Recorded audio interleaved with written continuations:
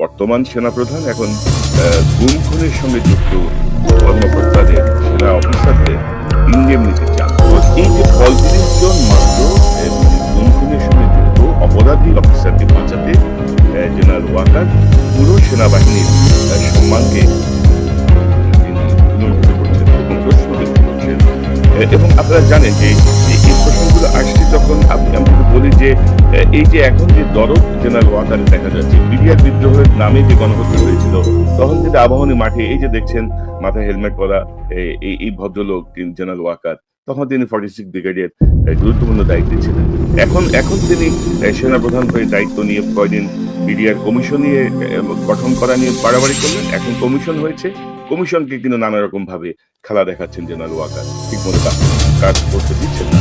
মানে সরকারি বক্তৃতাবাদী বিবৃতি এগুলো করে তিনি কাটাচ্ছেন। তারপরে ধরেন যখন তাপসের মামলায় ৫ জন রাইট অফিসার, ৫ জন রাইট কমান্ডো অফিসারকে, আমি যদি সংক্ষেপে তাদের নাম বলি, major Subail, major Rajib, major Helal, major Fuad, major Reza, তখন কোথায় ছিল আপনাদের মেজর সুমন, যিনি আমার অনুষ্ঠানের নিয়মিত অতিথি, তাদেরকে বিভিন্ন মামলায়, সুমন সাহেব সন্ধ্যু মামলায় যে বিডিআর এর ঘটনায় কিছু তথ্য প্রমাণ তার কাছে চলে যাওয়ায় তাকে হেনস্থা করা হয়েছে, ডান্ডা বেড়ি পরিয়ে প্রিজন সেলে তুলে পাঠানো হয়েছে। এই যে মেজর সুবাইল, রাজীব, হেলাল, রেজা, ফুয়াদরা ৫ বছর জেল করছেন, অকথ্য নির্যাতন চালিয়েছে তারই ব্রাদার অফিসাররা তাদের উপরে। তো তখন কোথায় ছিল? আপনি ছিলেন না সেনাবাহিনীতে? আপনি ইন্তেকালে ছিলেন নাকি এতে কাপে ছিলেন? এতে কাপে ঢুকলে তো বের হয় না মানুষ মসজিদ থেকে। আপনি এতে কাপে ঢুকছিলেন, কোনো খোঁজ খবর জানতেন না। এখন আপনার আসছে ব্রাদার অফিসার পদে আসছেন আপনি, অর্থাৎ জেনারেল আরো আছেন। এই যে বিডিআর হত্যাকাণ্ডের নামে, বিদ্রোহের নামে যে গণহত্যা, যে হত্যাকাণ্ড, এরপরে জেনারেল মঈন গত হাসিনার পরবর্তী ৫ বছরে আর কি প্রথম রেজিমটা ২০০৯ থেকে ১৪ রেজিমটায় ১৭৯ জন অফিসারকে বিভিন্নভাবে হেনস্থা করে চাকরিচ্যুত করেছে, বিভিন্ন অফিসারের জীবন হারাম করে দিয়েছে। তখন কোথায় ছিলেন জেনারেল ওয়াকার? আপনি তো হাসিনার ১৫ বছরে ঢাকা শহরে আপনার প্রশ্ন ছিল, ঢাকার বাইরে একদিনের জন্য আপনাকে পাঠানো হয়নি। আপনি হাসিনার আত্মীয়, হাসিনার মামাতো বোনের জামাই, সেই হিসাবে আপনি সর্বোচ্চ সুবিধা গ্রহণ করেছেন হাসিনার কাছ থেকে। তখন আপনি কোথায় ছিলেন? তখন একবারও মনে হয়নি যে এই অফিসারগুলোকে কেন চাকরিচ্যুত করা হবে। বিডিআরে যেভাবে আমাদের অফিসারদের হত্যা করা হয়েছে, তারপরে যারা প্রতিবাদ করলো তাদের বিরুদ্ধে কেন ব্যবস্থা নেওয়া হবে? কোনো সাড়া নেই। তো এখন আসেন এই যে জুলাই বিপ্লবের সময়কার কয়েকটা বিষয় আপনাদের রিকল করাই। আসলে হয় কি, আমরা সবাই ভুলে যাই, এই দুদিন আগের ঘটনা দুদিন পরে ভুলে যাই। এখন জেনারেল ওয়াকারের এসব মিষ্টি মিষ্টি কথায় আমাদের মনে হয় যে বাহ বাহ বাহ, খুব ভালো কথা বলছেন তো, একজন সাজ্জা অফিসারের মতো কথা বলছেন তো। আসলেই তো তারা কমান্ডেই ছিল, তাদের কি দোষ? আসেন আমরা জাস্ট একটা রিক্যাপ দেখি, জাস্ট বিডিআর জুলাইয়ের একটা রিক্যাপ আপনাদের সামনে একটু দেখাই। ধরেন এই ধরনের একটা ঘোষণা, সকলে জানমাল নিরাপত্তা রক্ষায় নিয়োজিত আছি। সর্বসাধারণের অবগতির জন্য জানানো যাচ্ছে যে আমরা বাংলাদেশ সেনাবাহিনী আপনার সকলে জানমাল নিরাপত্তা রক্ষায় নিয়োজিত আছি। অতএব গুলি করা হবে। বুঝতে পারছেন? দেখা মাত্র গুলি করা হবে, জনগণের জানমালের নিরাপত্তার দাঁড়িয়ে। অর্থাৎ জুলাই বিপ্লবে কোনো ছবিতে আপনারা দেখাতে পারবেন না ছাত্রদের হাতে কোনো অস্ত্র আছে, ছাত্রদের হাতে কোনো ছুরি আছে, যা কিছু ছুরি, যা কিছু অস্ত্র সব পুলিশ, সেনাবাহিনী, ছাত্রলীগ, যুবলীগের হাতে ছিল। কারফিউ দিয়ে সেনাবাহিনী প্রহরা দিয়েছে, ছাত্রলীগ, যুবলীগ, পুলিশ মিলে নির্বিচারে গণহত্যা চালিয়েছে এবং সেনাবাহিনীও গণহত্যা চালিয়েছে। কি জবাব কে দেবে? এগুলো বিচার হবে না, এগুলো জবাবের মুখোমুখি হবে না। তারপর আপনি যদি দেখেন যে সেই সময়কার আনসারের ডিজি, আওয়ামী লীগ নেতার ভাই, সে কি বলছে এবং বিভিন্ন গোয়েন্দা সংস্থা আমাদেরকে যে তথ্য দিয়েছে, এর সাথে বিএনপি এবং জামাতের সন্ত্রাসী গ্রুপ সরাসরি জড়িত। এখন যেহেতু এই ধ্বংসযজ্ঞের সাথে আমরা মনে করি কোনোভাবেই আমাদের এই ছাত্ররা জড়িত না। কিন্তু আনসারের ডিজি এনামুল হক সামনের ভাই, সে কিন্তু এখনো বহাল তবিয়তে, তাকে সে কিন্তু হাসিনা পালানোর পরেও আনসার বিদ্রোহের চেষ্টা করেছিল, নানা রকমের ঘটনা ঘটানোর চেষ্টা করেছিল। তাকে এখন বোধহয় এনডিসিতে নিয়ে বসিয়ে রাখা হয়েছে। একটা সময় তো ধরেন বিএনপি জামাত মানি মেরে ফেলা যায়, বিএনপি জামাত মানি খুন করা যায়, বিএনপি জামাত মানি টর্চার করা যায়, বিএনপি জামাতের সম্পত্তি দখল করা যায়। তো এইগুলো কি বিচার হবে না? তারপরে আপনি দেখেন এই বিষয়টা তো অমীমাংসিত। ৫ই আগস্ট, ৬ই আগস্ট আমি দেখিয়েছি করতে পারি, এই প্রশ্নের জবাব কে দিবে? তো এখন ধরেন আমাদের এই যে আমি যেটা বলছিলাম যে মানে অধিকাংশই বয়সের মানে উচ্চ প্রায় অকর্মণ্য মানুষদেরকে নিয়ে ডক্টর ইউনূস যে সরকার গঠন করেছে সেই সরকার কিন্তু এগুলো কোনো জবাবদিহি চাইনি আর কি। বলা চলে যে ডক্টর ইউনূস সেনাবাহিনীর প্রতি এক ধরনের কি বলবো ভয় পাচ্ছে আমার মনে হয় সেনাবাহিনীর ভয় পাচ্ছে কারণ ধরেন ওই যে ব্রিটিশ আমলে দেখা যেত না যে ওই হাফ প্যান্ট পরে এক পুলিশ গ্রামের এক কোনা দিয়ে ঢুকলে পুরো গ্রাম খালি হয়ে যায় পুলিশ দিচ্ছে একটা সময় আমাদের বাচ্চারা ইউনিফর্ম আর্মির একটা ইউনিফর্ম দেখলেই ভয়ে ওই এলাকা দিয়ে যেত না যে না আর্মি আছে কি হয় কি না কি হয়। তো এখন তো 2025 দিন পাল্টেছে না, আপনি এখন চোখ রাঙাবেন ধমক দিবেন আর আমাদের এই জেনজি বা জেনজি তো আছে আমাদের কথা বাদ দেন আমরা কি এগুলা চোখ রাঙানি কেয়ার করি নাকি?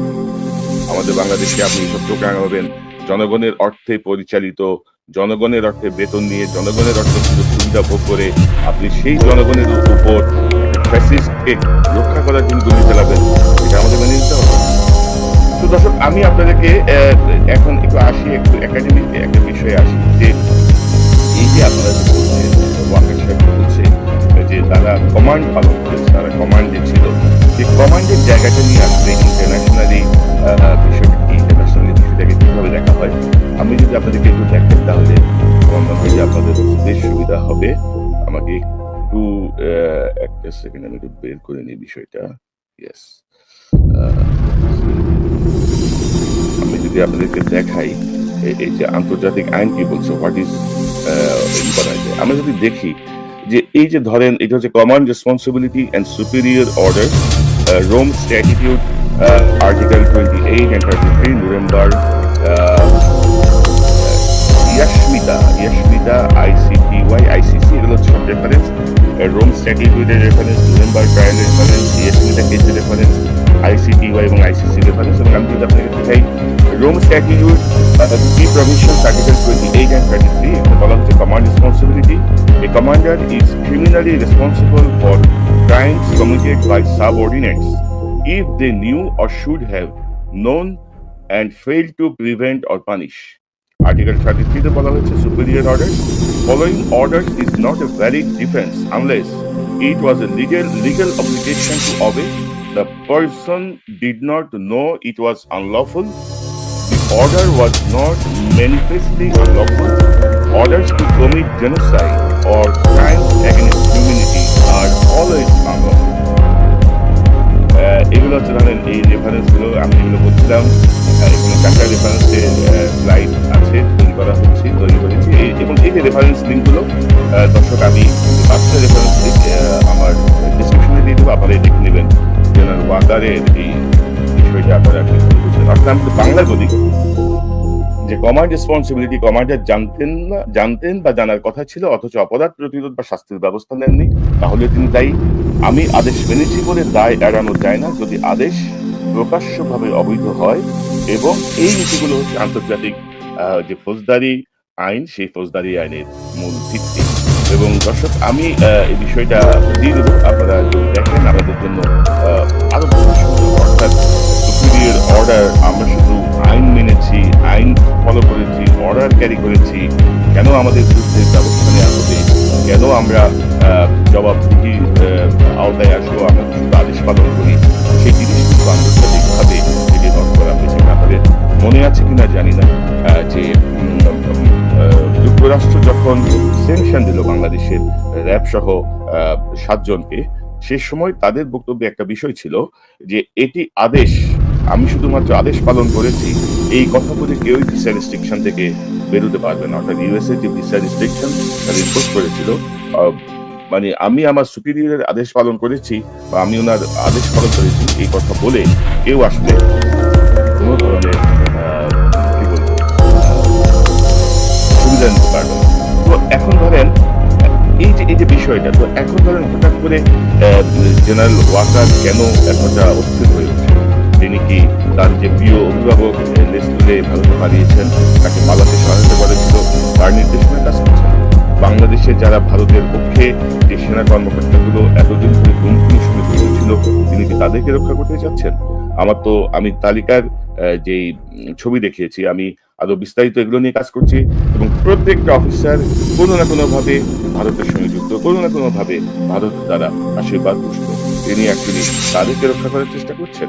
তো এখন ধরেন হাসিনার ক্ষোভের শিকার হয়ে অন্যায়ভাবে যারা চাকরিচ্যুত হয়েছিল সেনাবাহিনী থেকে গত 14 মাসে তাদেরকে কোনো বহালের কোনো উদ্যোগ নেওয়া হয়নি। বরং হাসিনার সময় যারা ভয়ঙ্কর ভূমিকায় ছিল, গুম খুনের সঙ্গে প্রত্যক্ষভাবে ছিল, তাদের অনেকের প্রমোশন হয়েছে, তাদের অনেককে বিদেশে মিশনে পাঠানো হয়েছে, তাদের অনেকে ভালো ভালো অবস্থানে বসিয়ে রাখা হয়েছে এবং এখনো প্রমাণ বসানো হচ্ছে। ওয়াকার সাহেব কি মনে করছেন তার ক্ষমতা এতে সংহত হচ্ছে? আমরা ডক্টর ইউনূসের সরকারের সমালোচনা করি, তীব্র ভাষায় সমালোচনা করি, তার মানে আপনি জেনারেল আপনি ডক্টর ইউনূস সরকারের বিরুদ্ধে পদক্ষেপ নিলে আমরা আপনাদের সমর্থন করব? এই এই এই এই এই স্বপ্ন দেখতেছেন আপনি? প্রশ্নই তো উঠে না। আমরা ডক্টর ইউনূসের পাশে, এইসব ইস্যুতে আমরা শতভাগ অ্যালাইন ডক্টর ইউনূস সরকারের সাথে, ডক্টর ইউনূসের সাথে, এবং আমাদের ছাত্র জনতা সর্বোচ্চ সংহতি প্রকাশ করে আবারও তার উপরে রক্ত দিতেও প্রস্তুত আছে। আপনি সুবিধা নিতে চাচ্ছেন ডক্টর ইউনূস একটা দুর্বল সরকার, সবাই এখন সমালোচনা করে, সবাই খেপছে, এই চান্স আপনি দাও মারবেন, জীবনে হবে না জেনারেল ওয়াকার। তো এখন ধরেন আপনার ব্যাপারে এই যে আপনি আবার নিজে চিন্তা করুন, এই 25-30 জন গুম খুনের সহযোগী থেকে রক্ষা করার জন্য, গুম খুনের সঙ্গে সরাসরি সম্পৃক্ত ব্যক্তিদেরকে রক্ষা করার জন্য আপনি সেনাবাহিনীর, পুরো সেনাবাহিনীর মান সম্মানকে নিয়ে টান দিচ্ছেন কিনা? সেনাবাহিনীর যারা জুনিয়র অফিসার আছেন, মিড লেভেলের অফিসার আছেন, সেনাবাহিনীর যারা সৈনিক আছেন, আমি তাদেরও মনোযোগ আকর্ষণ করবো। আপনাদেরকে আবারও বিভক্ত করা হচ্ছে, আপনাদেরকে আবারও ক্ষতিগ্রস্ত করার চেষ্টা করা হচ্ছে। 5ই আগস্টের হাসিনাকে বিতাড়নের মধ্য দিয়ে আপনাদের যে সমর্থনের মাধ্যমে সেনাবাহিনীর ব্যাপারে মানুষের যে একটা কি বলবো, ক্ষোভ, ঘৃণার জায়গা তৈরি করেছিল হাসিনা, সেটি থেকে আপনারা বের হয়ে এসেছিলেন অনেকটাই। কিন্তু জেনারেল ওয়াকার আবারও হাসিনার নির্দেশনায়, আবারও তার নিজের পিঠ বাঁচাতে আপনাদেরকে ব্যবহার করছে, আপনাদের নানাভাবে ঘুষ যাচ্ছে, কানের মধ্যে মন্ত্রণা দিচ্ছে। এইগুলো হচ্ছে একদমই মন্ত্রণা। এই যে দুজন টেনে করে নিয়ে যাবে, তোমাদের কেমন লাগবে, করা লাগাবে, তোমাদের কেমন লাগবে? আপনারা চিন্তা করুন মিডিয়া হত্যাকাণ্ডের কথা, আপনারা চিন্তা করুন অতীতে কিভাবে হাসিনা অফিসারদের উপরে নিষ্পেষণ চালিয়েছে, নিগৃহীত করেছে, অত্যাচার করেছে, তাদের কথা। তো জেনারেল ওয়াকারের এই ফাঁদে পা দেবেন না। আপনারা আপনাদের মতো করে প্রতিবাদ করুন, প্রতিরোধ করে তুলুন, না হলে কিন্তু ওয়াকার আবারও আরেকটা আকাম ঘটাবে। কারণ ধরেন এই কথাটা তো স্পষ্ট না যে হাসিনাকে বিদেশ পাঠিয়ে ওয়াকারের ম্যান্ডেট দিয়ে দিচ্ছে। কোন ক্ষমতায় এক সেনা প্রধান মানে একটা ফ্যাসিস্ট হাসিনাকে সেনাবাহিনীর হেলিকপ্টারে করে, বিমানে করে দেশের বাইরে পাঠায়? এই অপরাধ কে দিচ্ছে? জবাব চাইছে এই সরকার, চাইছে।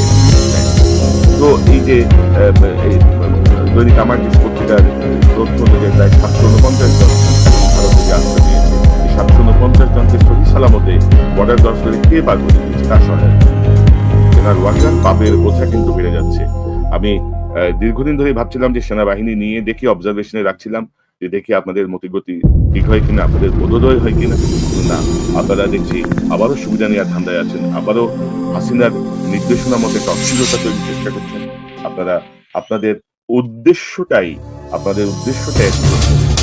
গত 7-8 মাস ধরে ম্যাজিস্ট্রেসি পাওয়া নিয়ে রাস্তায় সেনাবাহিনী একটা ফ্যাসিস্ট আইন শৃঙ্খলা পরিস্থিতি ঠিক করার জন্য সেনাবাহিনীর বাংলাদেশের রাস্তায় নামবে আর আইন শৃঙ্খলা পরিস্থিতির চাঁদাবাজি, দখলবাজি করবে, এটা অবিশ্বাস্য একটা ব্যাপার। বাংলাদেশের সেনাবাহিনীর যে ইফেক্টিভ ফোর্স, যে শক্তিশালী বাহিনী, সেটাকে আপনি উপরে এক কথা বলছেন, ভেতরে আরেক কথা বলছেন। এই জায়গা থেকে বের হয়ে আসছেন।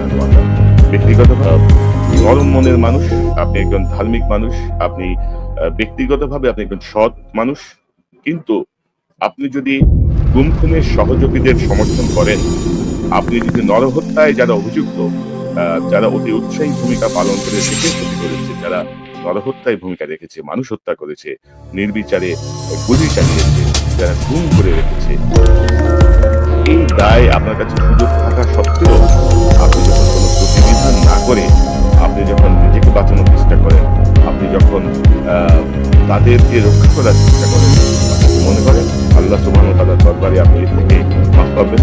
আপনি কি দায়িত্বের অবহেলা নয়, এটি আপনাকে রক্ষা করার চেষ্টা নয়? আপনি কি সর্বোচ্চ গুরুত্বপূর্ণ পদে থেকে এই পদের যে বেনিফিট, সেটাকে আপনি ইলিগালি ব্যবহার করছেন, দুর্বৃত্তদের পক্ষে ব্যবহার করছেন?